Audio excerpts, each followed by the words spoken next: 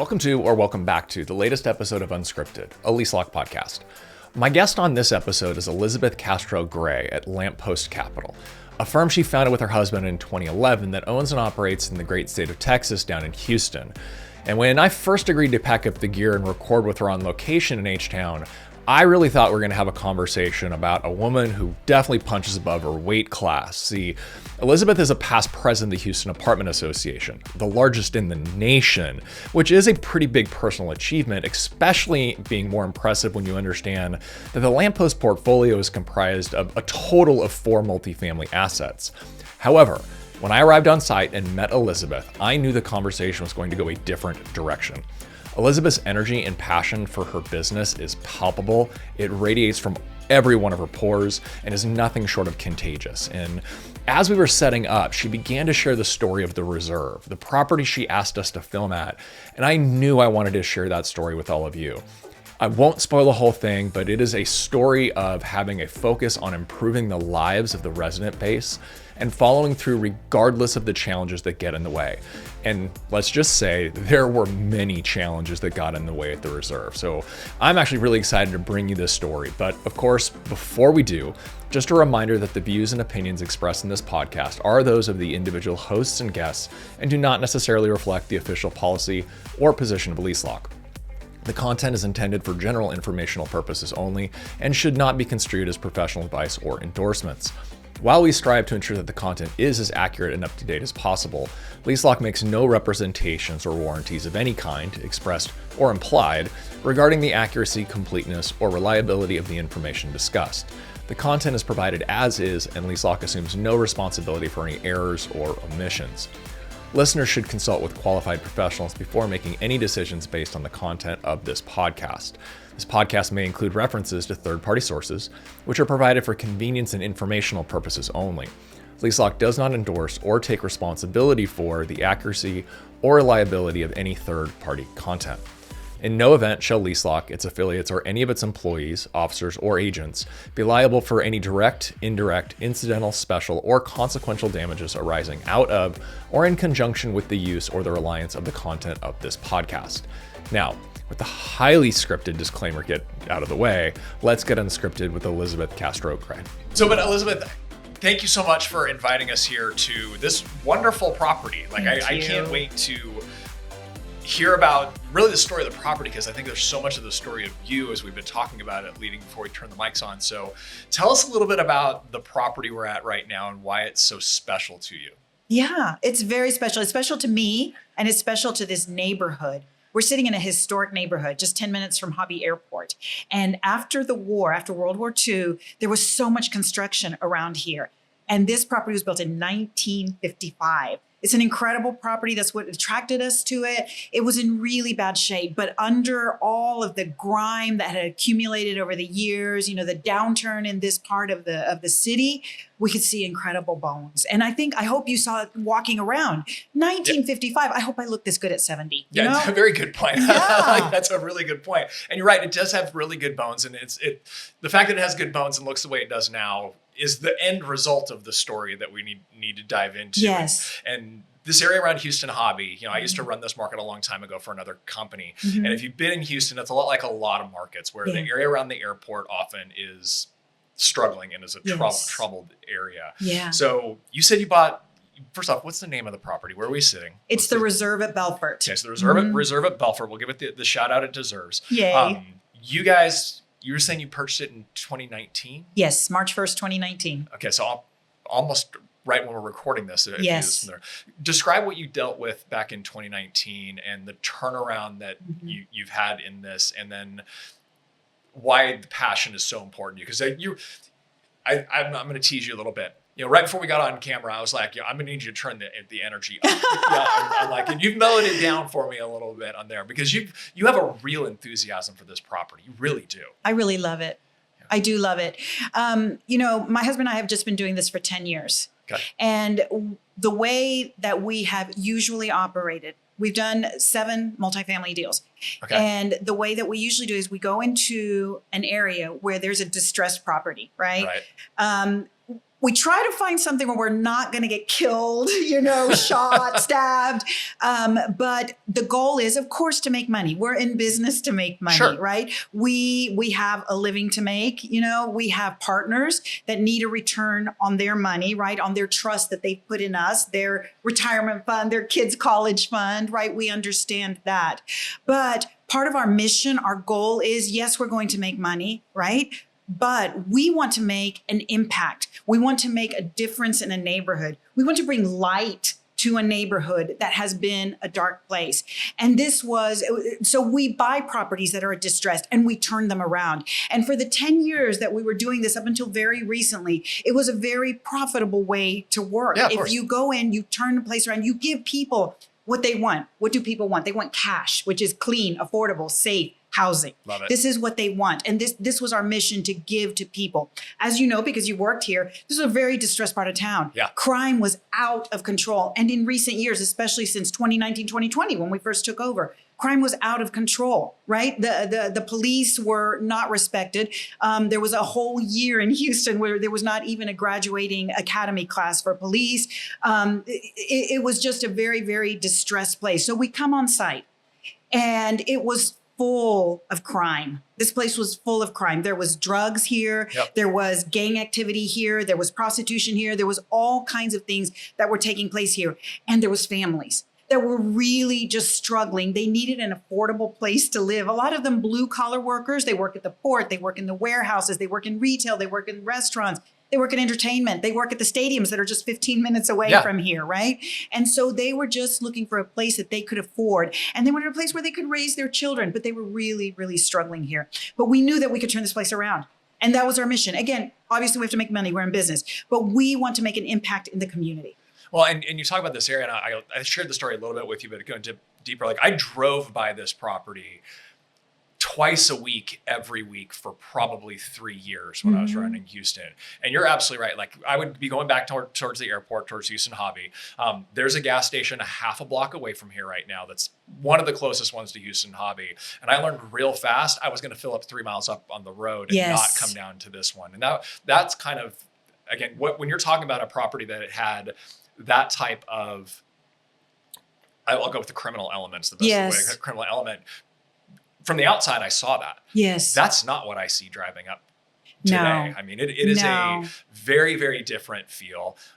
You very proudly hang the 2023 Property of the Year from HAA on the wall. But describe that process a little bit, because it wasn't just, from what you were describing earlier, it wasn't just snap your fingers and we made this happen. There's a lot behind it. Absolutely. I mean, if you go from being a slum, which it really was a slum, to being the 2023 HAA Property of the Year award. And that is a huge deal. Yeah, we're going to talk about that. I'm sure you know, it is not an easy thing to do. Really, in my never to be humbled opinion, it's easier to win the national or the state award than it is to win the local award.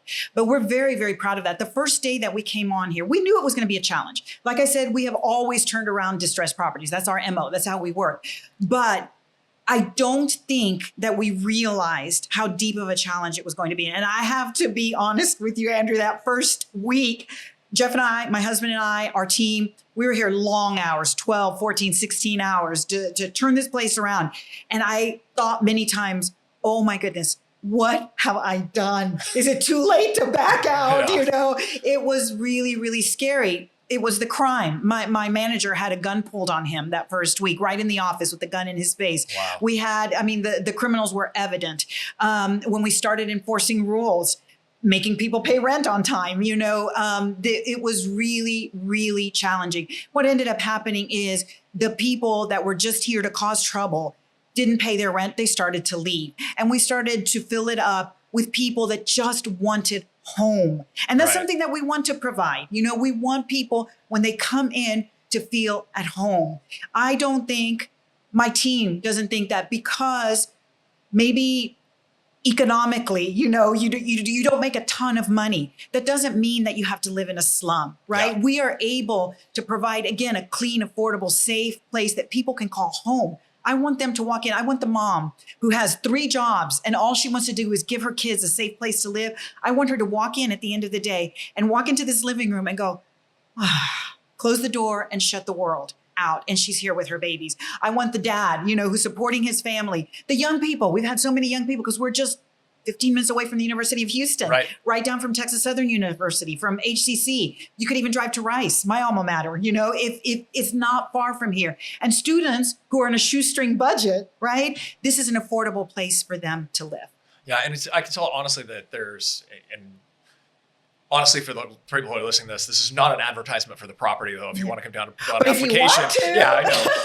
It really is a story, and we're going to weave a number of other elements into it. But just an anecdote of the people, you can tell the residents here take pride now. Yes, and that's something that you and your teams have built in there. Like we were, one of the folks helped me set everything up. We were, schlepping all the stuff out of the car from the drive down, and they're holding the gate for us on that one. That doesn't happen on properties where people don't have pride in the property. I was joking with you earlier, like, you can never get out of the property manager hat. It's always kind of there. Yeah. There's not a speck of trash on the property. Like, that's, I know you wanted everything power washed beforehand. And you told me. Yeah, I saw that sidewalk and I was like, oh my goodness. I'll be honest, I was fine with that, but I did notice that there's not that trash there. So how did you go from, what was the process that you had to go through from a people perspective, from a training perspective, from a pride of ownership perspective, to go from a property that had a really troubled resident base that clearly didn't care to now where you've got people who clearly, I'm sure you have a porter that walks the property every day and looks for trash. There's no way he's going to get every piece of trash. Your residents are picking it up too when they see it, and that's evident. They're not dropping it. Yeah, there you go. How'd you go through that process? Like, what did that look like for you guys? So, it may sound very simplistic, but it's the way that you manage your property, right? If I've had so many, like Jasmine, our current property manager, that just came on 3-4 weeks ago. She hasn't been with us very long, right? But she and so many other people that I have worked with in the past, they have told me my owner just doesn't care. They don't come. I have ideas that I want to share with them of ways to do things, of ways to improve the property. And the team is here every day. Yeah. They're here every single day. They're here more than they are with their own families, right? Every single day. And so we should listen to them. If they're the right people, you've got to hire right. And that's incredibly difficult to do. I will tell you, in my 10 years of doing this, more difficult than financing, more difficult than acquisition, than equity raise, than rehab, is hiring the right people. But we have been very blessed with some incredible people as well. My porter that you mentioned, he lives here. Our maintenance tech, he's been maintenance tech here for 15 years, but he wouldn't live on site. So that was pre-acquisition. Yes, pre-acquisition. He would not live on site. He lived at another property. But when we took over and started our rehab, and he saw that the operations were changing, that the physical property, the bricks and sticks, was going to be brought back to what I think it was. I think right now it's still maybe a little shadow of its former glory. But when he saw that, he moved his 3 daughters and his wife. Remember, there's a lot of crime in the submarket. Yeah. But again, as you know, crime has no address. It happens everywhere. Correct. But he was willing to move back here with his 3 daughters and his wife to live on site. To me, that says a whole lot. So we changed the operations. I probably haven't answered your question. It's okay. It's all right. So we changed the operations. We made sure that we screened everybody. And you always have to stay one step ahead, right? Because there is a lot of fraud. That is very well known. You have to stay one step ahead. So we take extra care with our screening. Sometimes people get past us, I have to say. But we are very, very careful, and we drill that into our leasing agents and into our property managers. And then we enforce the lease. I've hired a lot of people, right? It is so surprising to me, Andrew, to meet people who have been managers for 20 years, who have been leasing agents for 10 years. They don't know their lease. Yeah. So you enforce your lease, right? You make sure that with respect and professionalism, you communicate with your residents. When they move in, you let them know what the expectations are, and you set those expectations. Rent is due on the 1st. If it's not paid on the 1st, it's late. And so as you're improving these operations, and at the same time, improving your physical place so that people are proud of where they call home. Not this property, but I'll bet you I could find other residents at this property who would feel the same way. We had another property that was also a distressed property that we turned around. One of the biggest compliments that I ever got from any resident was this: I'm no longer embarrassed to tell people where I live. People are so happy to live here. Yeah. Isn't that great? It is really cool. And you're absolutely right. I talk about, the 4 Ps all the time in our industry. Some people say there's a fifth. I'm a 4 P guy, and it's, if you want to improve the performance of a property or tank the performance of a property faster than anything else, hire or fire a bad manager. Yes. Like it is still a people business at its core. Yes. And we're a service business at its core. Absolutely. So I love that fact, but I still want to hear a little bit more of the journey, because I know that this wasn't a flip a switch. We did the rehab. We dropped, I think you said 1.3 million into this building. There was a lot of other challenges along the way to get to 2023 HAA Property of the Year. Walk me through that, because you acquired in 2019. Yes. We all know what happened in 2020, and I'm sure that had to affected your business, especially with a workforce housing like you have. Talk us through that. So 2019, we take over. We're going to we've done pro formas, we've done analysis, we've exhaustively studied the submarket. What are the incomes in the area? Can we reach these rents? Can we improve it? Can we put in $1.3 million and ask the rents that we're going to need in order to be able to make that investment? Yes. We've done this before. We have the experience. Like I said, we've done 7 multifamily deals. Okay. We know how to do this. It's not our first rodeo. So we do this, we come in here and we start working. Like I said, we knew it was going to be a challenge. We knew it was going to be, but had no idea how difficult, especially the crime part of it. We had no idea how difficult it was going to be. But we had great partners. You never do anything solo, right? Especially in a neighborhood, No way. You can't do it solo. You need, obviously, your team.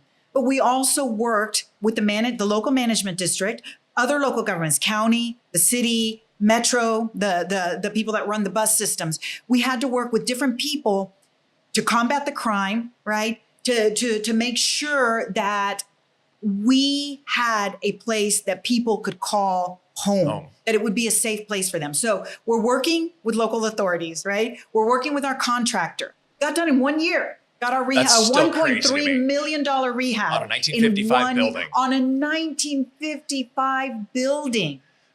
Is that crazy? I mean, and again, people can't see anything other than the kitchen and the lobby, or in the model that we're in right now sitting in. It really is. It was obviously a full exterior. I'm guessing interior. The exterior, you can tell, is just well done. So kudos to you and your teams. It was incredible. But I have to say again, Andrew, I need to underscore the bones were good. Yeah. I go out sometimes and I literally caress the brick because it is so beautiful. My house was built in 1991 and the brick is not as beautiful as this brick. It is just so beautiful. So we had something good to work with. You talked about the P's. I have some P's as well. And my first P is product. You have to have a good product. If you don't have a good product, you can slap paint on it, right? And maybe it'll look okay for a few months, but it's gonna show its wear. Whereas if you have a good product that maybe just needs a bath, right? A good coat of paint, some new siding, some new windows, it's gonna be good. So we have a really great product. Your second P is people.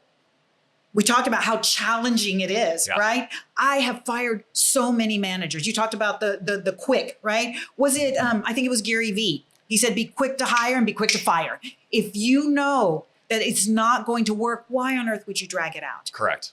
You can teach the technical stuff, but if they don't have the heart and the intellect to do the job, it's not good for them to be miserable working for you. And it's not good for you to lose money. So you've got to cut them off. It's not good for your resident base at that point. Like I said, it's not. They're not going to receive service. It's not. I discovered once that I had a leasing agent. She didn't do this in front of me. But on Saturdays, she would go and bang on people's door and yell at the top of her voice, "You owe me money." And I want her to collect, of course.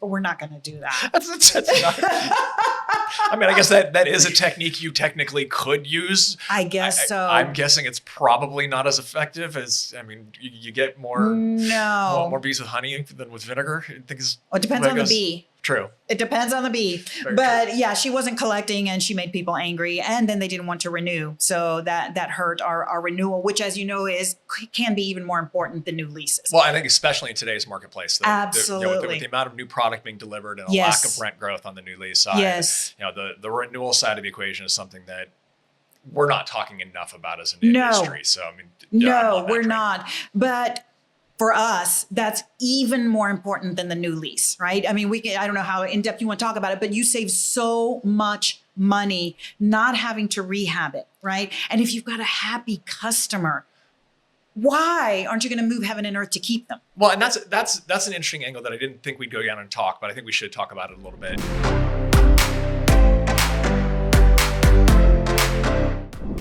At Lamppost, you mentioned you've done 7 multifamily deals.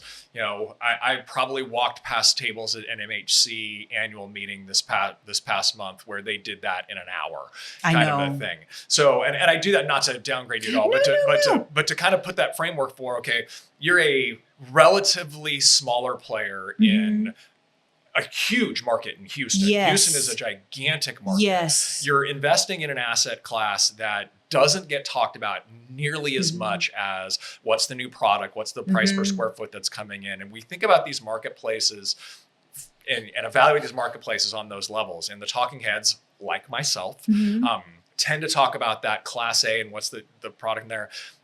Do you see that as an advantage to be working in that space that's not getting necessarily the same amount of attention? Is that something that you wish people paid more attention to on it? Or how does that being a niche player in a marketplace the size of Houston, where everyone loves to talk about all these things, do you find that as an advantage or something that's more of a struggle to get the information you need? I don't think, and I'm sure you have access to more data than I do, but I don't think that Class C properties in Houston are necessarily overlooked by the big investors. They may be right now because we have so much new construction. So it's historic, as you know. Absolutely. Historic. We have not seen levels like this in decades, maybe since the early to mid 80s, or the late 70s. We haven't seen numbers like this in decades, although we are absorbing it. Yeah. Houston is in the top 5 of one-way U-Haul destinations, right? So we are absorbing it, thankfully. We're turning the corner. 2024 was like horrible. It was horrible, and it was a very difficult year.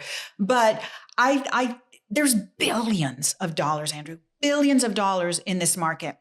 And I think that Class C can be overlooked, but I would couple that with Class C and the asset size that may be overlooked by larger investors, right? They may not be interested in 150 units, right? But I am all day long, right? They may not be interested even in 200 units. Maybe not even in 300 units. They're looking for the big place, the nice place, maybe the place on an intersection somewhere that's going to get a ton of traffic. There's different criteria that goes into it. I think all investors, whether it's the small investors like us or it's the large institutional investors, everybody has sharpened their pencils. There was maybe a decade where it was almost like we were drunk. You couldn't mess it up. Yeah, you couldn't mess it up. You had basically free money, right? It was very difficult to mess up, but the times they have changed. And so, but I think that there's still opportunity.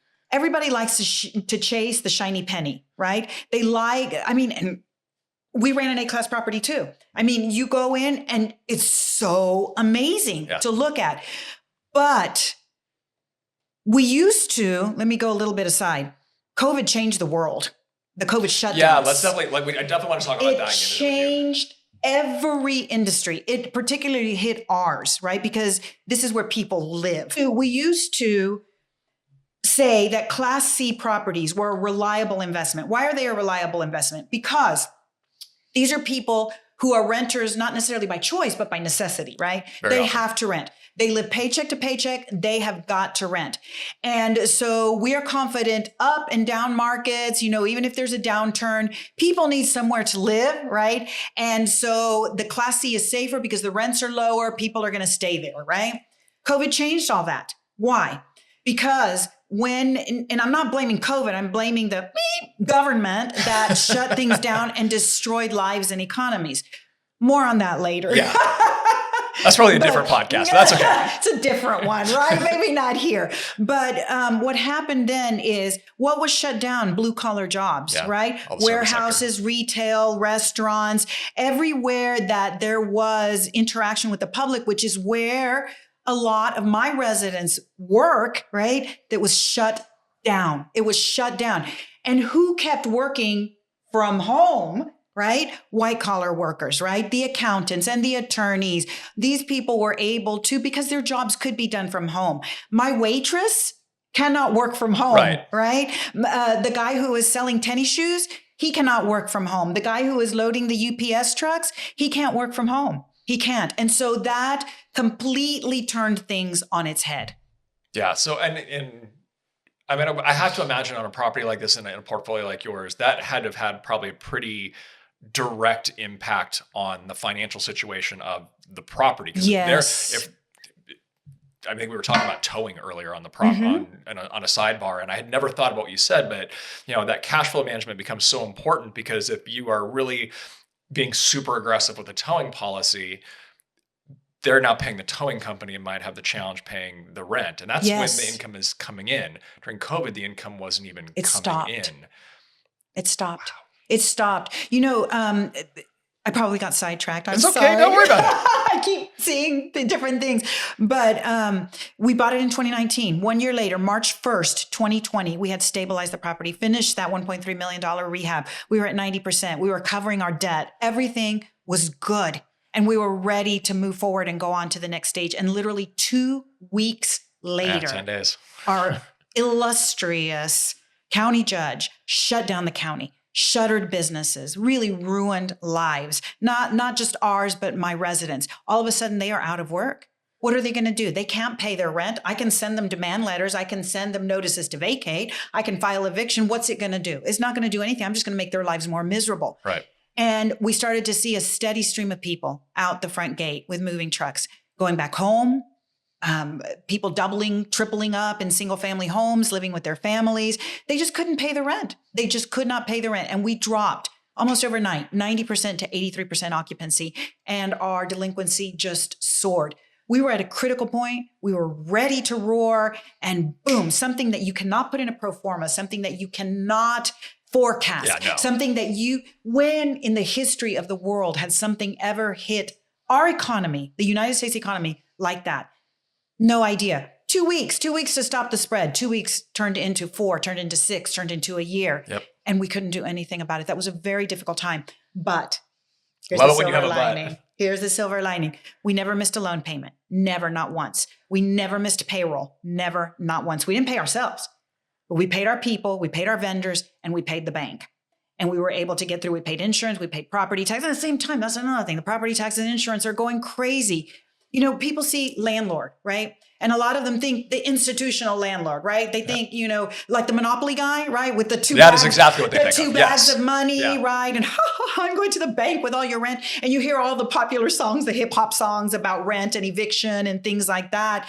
And they have no idea that it is people like me, right? That take my children's college funds, right? And what we're doing is we're investing in a community. Obviously, we want a return from it, obviously, right? But if we don't get a return, everybody gets paid before we do. Right? Yep. We are supplying something to them that is so, how do I even say it? So foundational, so basically important. It's home. Yep. This is home. This is where you bring your baby home from the hospital, right? This is home. And this is what we're supplying to them. I would love to be the Monopoly guy with the 2 bags of money, right? And sometimes we are. But because of the hits that this property has taken at every single juncture. And Andrew, I could have invited you to a property where we have refied out all of our money and where, we're doing very well and we're getting a great return. But I on purpose wanted to bring you here, right? You were in property management. You understand these things. I want people to know who we are and how hard we work to give our residents a good place to live. Yes, I'm going to underscore it again. I want to make money. I need to make money. I want to sit on a beach somewhere and drink a cocktail, right? But I've got to take care of my residents and I've got to take care of this property first. And this is what my team and I talk about too. Guys, we all eat from here. Our paychecks pay our groceries, right? And who enables us to have paychecks? It's our residents paying the rent, right? Yeah. Let's take good care of this. So shut down. Dropped in occupancy.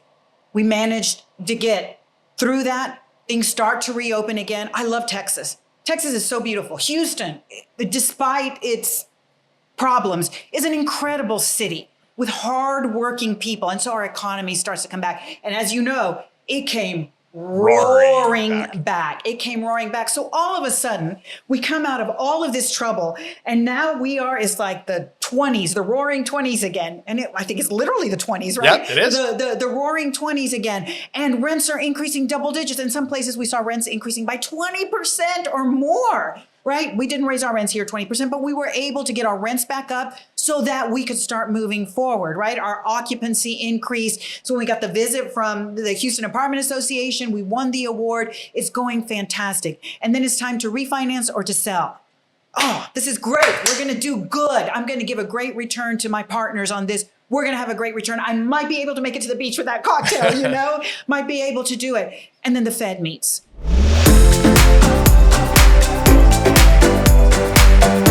There's so much money getting thrown around by government. Again, how do you put that in a pro forma? How do you put that in a forecast? Well, I'm so frustrated. You can. And it's funny when you said that before. I shared it. Like my wife and I sold our house at the peak of the market, and we're building a new house, and there's about a 6-month time frame in between where I was living in a rental house. But I pro forma'd out what the new house was going to be. And I had multiple financial scenarios. None of them included a mortgage rate above 5%. There you go. And I bet you stress tested and everything, all the buzzwords. Oh yeah, no, there's no, I went back towards historical norms of how often would they actually raise. I actually thought about, well, they're not going to raise more than X amount of times. Oh, no, I'm 5 3/8.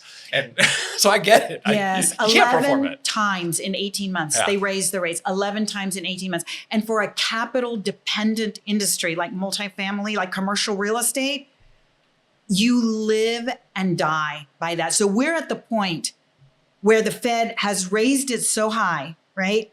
And it's at the same time that our loan is maturing. And we've got to either refinance or to sell. We got an LOI, but my buyer backed out because his terms changed, because the interest rates had risen so much, and he would have had to double his equity in order to do the deal. And now we refinance in a very unfavorable situation because, when those interest rates go up, in order to be able to make that money, you've got to pay less for your property. The cap rates are going up as well. And so now this property that had penciled out at X dollars is now worth many less dollars. So here we are at another critical point. Thankfully, we were able to refinance our loan. 6%, which, when I'm used to 3%, this is like, it's a normal rate. Exactly. You've talked about that interest rate going up 6. Cap rates obviously went up as well. You had to put the more equity in to get the position and get it refinanced. Those same dynamics, though, are playing out today and are affecting our resident base. Yes. Like, again, I really want to go because one of the things that you said in that last conversation, or that portion of the conversation, and I almost stopped you, but you had too much stuff going on. It was too good. Was you talk about how you eat here. And you enforce that with your teams that, okay, what the resident is experiencing and what they're paying is how we all eat in there. That is where I think, way back to early in my conversation, how you got everybody's buy-in and everybody taking pride in the property, because you've created that circular of the staff cares and the people see it and they start to care about the staff, and it keeps going that circle. So all that being said, you clearly think about how these different things affect your resident base, that workforce. How are you experiencing it now when, as we were discussing earlier, when the price of eggs, used to be $3 and now it's $10. $10 in there. How is that? How are you seeing those effects on your properties, and how are you kind of dealing with that? Our residents are struggling. They are struggling. This is workforce housing again. So where they work are struggling. Businesses are struggling. They've been struggling for several years, right? And again, think about the major shifts in economy, in the world, all these things that nobody controls. I laugh at the section of the P&L that says controllable expenses. Maybe that one is, but all these others, they're not. Our utility expenses, these are not controllable. That's an argument I've had a lot of times, whether that's a controllable or uncontrollable. You make me laugh. Ha ha ha! Controllable? No, not controllable. But our residents are going through the same thing. Their groceries cost more. Some groceries are up 40% or more, some less than that. Gas costs more. Their clothing costs more. Daycare costs more. Everything is hitting them. And at the same time, our costs are up. There was a time when we were getting triple and double digit increases in our insurance, in property taxes, which don't get me started on taxes. be involved in your local government, please, in your state government, your local government. But all of these, again, the image of the greedy landlord, when we are doing everything we can to keep our rents affordable, right? I'm not sitting in an office in New York. I will make it to the beach, but I'm not sitting in an office in New York, right? We are here on the ground. And I think, you were talking about the larger, maybe institutional operators that are buying swaths of property at the same time. And by the way, a lot of them are going to the Harris County auction because so many multifamily properties are getting foreclosed on. That could be another conversation. Yeah, that definitely could. But our residents are struggling as well. And so we have to cover our bills, right? At the very least, we have to break even, right? So that we can cover all our bills. And if we can make a little bit of profit, that would be great. But at the very least, we have to cover our bills, and they are increasing too. If our residents are paying more for gas, we're paying more for gas to the Home Depot delivery truck, that is bringing our supplies here. And we fix things. We don't just paint over things, we fix things. If you've got a leak, we're going to fix the leak, and then we're going to repair the sheetrock. We're not just going to paint the sheetrock, which is different from slumlords, which we never want to be, right?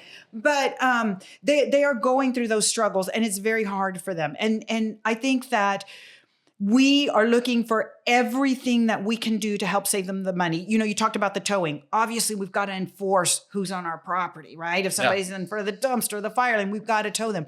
But if we can avoid towing them, we've got to do that. We've got to do that because $300 short, they're not going to pay their rent. Plus, they're mad at us, right? Right. And then we look for other ways to help them save money on their move-in costs. For example, we just started a program called the Zero Deposit Program, which you might be familiar with. I'm a little familiar with it, yeah. So what we notice is, again, especially COVID, post-COVID, now with inflation at historic highs, people are really struggling. A lot of adult children are living at home. Thankfully, none of my adult children are living at home. I've got one at my house. Yeah. There you go. But he's in school. You can give him a little bit of a pass, right? Yeah, for one semester only. Yeah, he graduated in December, so it's time to get a job. So. Well, okay, a little bit. So if anyone's looking for an entry-level computer science major who has a degree in multifamily, I've got the guy for you. Well, there you go. But, adult children are living at home. And you know what's so interesting? There's always, I don't know if always, but, we expect the recent college grads, or maybe between jobs or building a home. So I'm going to live with mom and dad for a while. Those are kind of things that you expect, the maybe mid to late 20s. But I think it was in the Wall Street Journal. There was an article that was talking about, yes, they're still there, but there's also older adult children, right? Yeah. Who are maybe into their 30s now that are living with mom and dad because maybe they lost their job. Maybe they're in between jobs, maybe something, whatever happened. There's been a lot of people that have been so adversely affected by all these. Okay, so Spanish is my first language, so I always mispronounce this word. Is it seismic or seismic? Seismic. So all of these seismic shifts in our economy and our world, and they've been affected by that. So, but that can be a benefit too. So you've got these 30-year-olds who are desperate to move out. They haven't been able to. But as things get better, if we have a great product to offer them, and if we help them with the economic side of it, can't lower our rents too much. We've got to cover our costs, right? And we want to run a great property for you to live at, right? So we've got to hire the best people and we've got to pay them, right? We've got to be able to repair things, right? So there's costs associated with this. So it's not like I can slash my rents. How else do I make it affordable for my residents to come in? So we're looking around. One of the best things you can do is surround yourself by people who are successful at doing what you want to do. So what I want to do is really operate these properties well so I can go to the beach and have that cocktail, right? And so I was talking to some friends of mine who are also owners of apartments. Okay, so what's new? What are you doing? What are you working on? And a friend of mine who has a property very near here told me about a zero deposit program. I said, zero deposit? What are you going to do? You're offering zero deposit? What if they move out and, they stole the stove or something? You've got to cover those costs. You just eating them? No. So he told us about LeaseLock and he told us about the zero deposit program. And so now when we tell people, when they come in and they sit down at Patty's desk and they see that sign that says zero deposit, they're like, oh, so that kind of piques their interest. And so we advertise it on our website as well. You can move in for zero deposit. And what it is, we still have deposit coverage, right? But they move in and they, instead of paying a deposit, will pay a low monthly fee. It's kind of like an insurance program that covers them for the full amount of the deposit, $750, but they don't have to shell out that money up front. And for somebody that is living paycheck to paycheck, doesn't want to live in a slum, because you can go to a slum and really pay no deposit, right? It's not the zero deposit program, but it's no deposit, but you don't want to live there. It's dangerous. It's nasty to live there, but you get to live in a nice place like the Reserve at Belfort, and you move in for zero deposit because it costs to move. You got to pay the moving truck, or you got to twist the arms of everybody you know. You've got to pay for utility deposits, and there's so many costs associated with that. This all of a sudden takes that piece of the burden off of you. And then you can go afford to buy eggs and make breakfast the next morning after you move in. Yeah, and full disclosure, we did not write you a script for any of this. I didn't know we were going to go down that path. No, but I believe in it, Andrew. Yeah. I do, because it has helped my residents, but at the same time, it covers my business. Yeah, and that's okay. So agreed. Obviously, it's incredibly biased on this side of the table for it. But it is one of the reasons that I came over to LeaseLock to begin with, was the fact that it benefited all three constituents to the lease. The resident gets the coverage, the ownership gets the gets the additional protection on the back end, and to a great degree, there's a burden lifted off the operations team for not having to deal with deposits and the refunds and doing it incorrectly and getting sued and all those kind of things. So. Okay, you're right. I think we could have like 5 different conversations out of this one.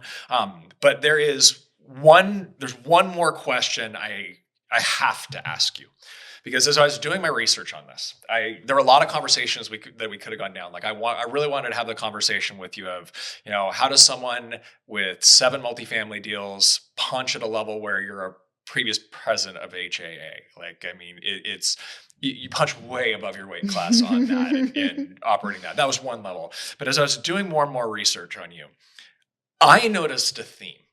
And I wasn't entirely sure that it was a thing until I got to the property. What is the deal with Lamppost and the color yellow? Because I noticed you got the yellow on the scarf. I specifically wore this shirt today because I thought it was going to be I'm going to hire you. So there's got to be something behind it, because for those who actually aren't on the property, if I were to turn the cameras around, there's a bright yellow chair over in the corner. You got a yellow bedspread on there. You have yellow Adirondack chairs out on, I think your HAA award banner is in yellow. What's yellow? What is it? So yellow represents, when you see yellow, what do you think of? You think of light, you think of sun, right? You think of brightness. So when we first came onto this place, it was a very dark place. It was a very dark place. And our mission, again, we are in business and we have to make money or we're going to shut down, right? But our mission also is to bring light to a formerly dark place. Take what was blight and turn it to light. And that's what a lamppost represents. If you don't have a lamppost somewhere, it's dark. But when you bring the lamppost in and you turn it on, and I might add, you have a team that takes care of that lamppost and make sure that light continues to burn, right? The light will continue to be on that place. I love it. It was funny. I was talking with when I was with over here, and actually that was what I thought the answer might be when I started thinking about it from the lamppost and bringing light. I didn't realize it had such a meaning of like really truly bringing a light out of blight. And I That's what that. we want to do. That's absolutely what we want to do. I don't know if you're familiar with C.S. Lewis's The Chronicles of Narnia. Absolutely. Right? So the lamppost, what was that? That was the start of a great adventure. Okay. We will end it with that. I appreciate it. That's a great ending. For those who want to get in touch with you and know more about you or your story, or maybe tap your knowledge base, what's the best way for folks to get a hold of you? The best way to get a hold of me, lamppostliving.com. Okay, perfect. So lamppostliving.com. We'll make sure that gets in the show notes. Elizabeth, thank you. You've been a joy to talk to. Oh, the yellow's more than unsure it comes through. I really, really appreciate the time. Thank you. Thank you for joining us on another episode of Unscripted, a LeaseLock podcast. If you have found the information in this episode, or any other for that matter, beneficial in any way, the best way to support the work we do is to like and subscribe to the channel. That way, you'll be sure to never miss a new episode when they drop. Also, sharing your takeaways in the comments or on the social media platform of your choosing, mine happens to be LinkedIn, is also a great way to help us get the message out. Additionally, if you would like to suggest a guest or perhaps be a guest on Unscripted, please head over to leaselock.com/unscripted, where at the bottom of the page, you'll find a guest submission form. We would love to help you tell your story. Until next time, make it a great day.